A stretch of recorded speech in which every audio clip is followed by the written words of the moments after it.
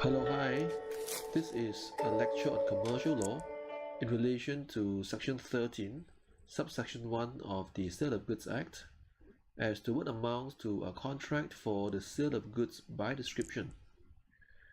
And this is an area that we are familiar with, in that we are aware that this is an implied term, implied by SOGA, into every contract for sale of goods.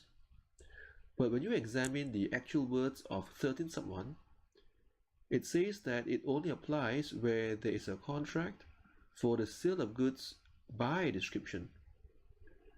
And then only will it be where the implied term states that the goods must correspond to description.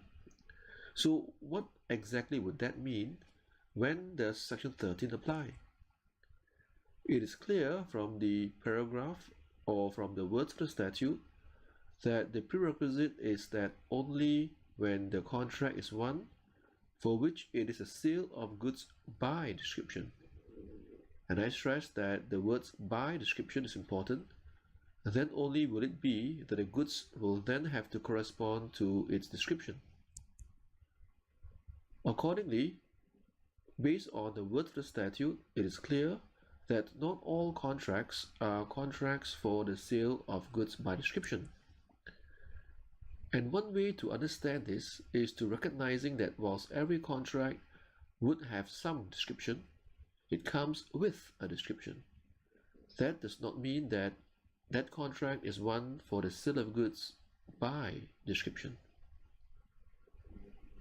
By way of an illustration, to draw you a picture perhaps, you find that there are words of description in every contract, just that it may be on one hand a mere description, whereas on the other hand it could be an essential description. So clearly, where this is a contract where it's a mere description, it comes with a description, and that is not what Section 13 is about, because 13 is about where it's a contract to sell goods by description, and that is when 13 sub 1 will apply. So when you look at this diagram, what we want to understand is that not all descriptive words, not every contract that may come with a description will fall within 13 unless it's a contract to sell those goods by the description. Another way to understand this is to look at the requirements as established by case laws, and there are three requirements. The first is where the description concerned must be not just a mere description or a mere representation, but it must have been a term of a contract. And by that we need to look at the intention of the parties objectively, and the use of the contractual cartography guidelines in this regard will guide us to what the parties objectively would have intended, whether or not would it be a term or not a term. Even where that description has been a term, especially where it has been expressly made a term, it's in the written contract. The second requirement is important. This, in fact, is, I suppose, the core discussion of many of our exam questions, of whether would that description be one, even though it's a term, but is it an essential term? Is it a condition? Is it one that is essential to identify the subject matter of the contract? In this regard, you may want to look at the case of Braden-Smith line and contrast it with the case of Arcos and Robertson. So depending as to what is the subject matter, and then we look at the description given in a contract. Does it define, does it identify an essential part of the subject matter of the contract? And even so, there's still a third requirement, where the description must be influential in the sales, so that it was then relied on by the representee to make it a contract for the sale of goods by description. And only when all three requirements are satisfied, then therefore it will be a contract to sell goods by description. To understand this better, you would have to analyze these cases and then from there to construe what is it that the contract is about. The other issue that would also arise, even where you could have established that yes, this is a contract to sell goods by description, but has there been compliance with section 13 sub 1? And you find that there are different case laws with apparently inconsistent authorities or views, where the two broad views are, firstly, the strict view, and that we want to contrast from the liberal view. The cases under the strict view that we are familiar with would be, for example, Arcos and Roderson and Raymore. But there is a case called Hazelwood, a much more recent case, which I want to talk more on, which was a case that seemed to have adopted the strict view.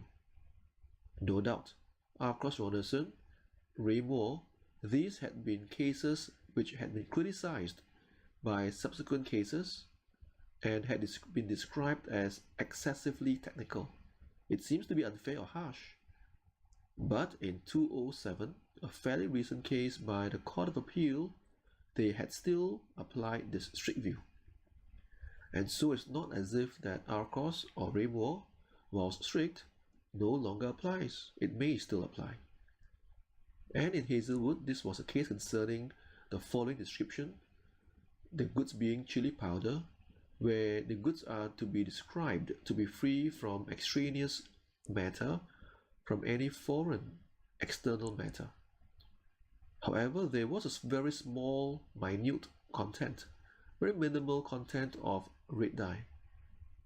And in industry, that's how they make the chili powder look red, right, to include in red dye, which was not toxic to human health.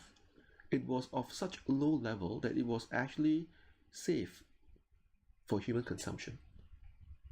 But yet, despite that, the court still held that when you say that goods are to be free from, it must be absolutely free from. This was a case where the court found that there was a breach of 13 by taking the words literally, by adopting a strict approach where there must be compliance with all and every descriptive word in the contract. In contrast, we know that there are these cases that took a more liberal view: Ashington Piggeries, Raiden Smith Line, where in these cases, in both cases in fact, the court found that there was no breach of 13. And again, whilst these are cases that are authoritative, but these are still older cases. There is a 2012 case called Brewer and Mann, and I think this case is a case that would be important for us to understand that today the liberal view is still a possible view to apply alongside the strict view.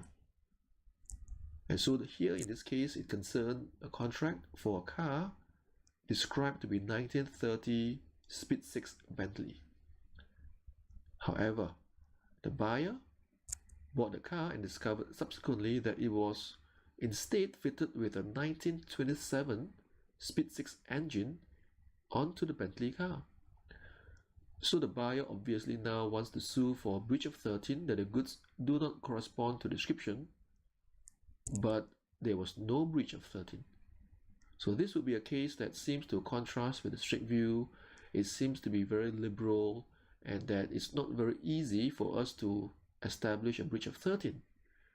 And here, amongst some other reasons, the court found that when you describe a car to be a 1930 Speed 6 Bentley, it is still correctly described to be such, to be a 1930 Speed 6 Bentley, even though the engine was not one that was original.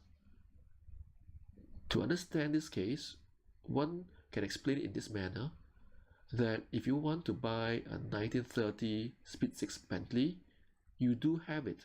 You would, and in fact in this case, the buyer did obtain such a vehicle, just that it did not come with an original 1930 Speed 6 Bentley engine. And that car had been reconstructed, and whilst retaining a 1930 Speed 6 Bentley model, or car, but the engine had been replaced or reconstructed with a 1927 engine. And so therefore there was no breach of 13. One look at this slide, you may think that these cases are all totally inconsistent. And so how would we know which authority or which view to use? And in your subject guide, in the notes as well, where we explain all this in more detail, we have this case called Chai-Chawat and SDL Technologies that reconciles for us these two cases and these two views. The facts of this case is extremely similar to the case of R-Cross and Ronison in relation to the size or the length of the drilling machine, which did not comply with that contractual description. Although, and just like the case of R-Cross, the machine delivered could still serve its purpose. Where similarly also in R-Cross, the wooden staves, that was not exactly half an inch, could still also serve its purpose. So was there a breach? What is good about this case is where the Court of Appeal in Singapore reconciled both views and clarified the two approaches by stating that the strict view is to be applicable on the premise that the contract, the description, had contained a detailed description, and the goods, although substantially as described, deviate from that description. Precisely, if there had been a detailed description, even if the goods in substance are the same, but the moment there is a deviation, even though a slight deviation that seems inconsequential, there will be a breach. We will take a strict view. Why? Because the contract's description was detailed, very specific. In contrast, if the description in the contract was not detailed, it's very general or even very vague, then the courts can take a liberal approach and say that there is no breach unless that deviation was such that it totally alters the goods to be of a different kind. And so the case of Bill and Taylor is a case you can also examine in that regard. If you were to look at the case of Chai-Chawat, would you be able to identify whether in Chai-Chawat, in conclusion, did the court adopt the strict view or the liberal view? Would the description in this case of Chai-Chawat be one where there was a detailed description of the goods? And the answer was yes. It's not just where they ask for drilling machine. They ask for drilling machine where the length must be 13.5 meters. And so because of the detailed description, the court would then or should then take a strict approach and require that to be 13.5 meters. And since that was not the case, there was then a breach of 13.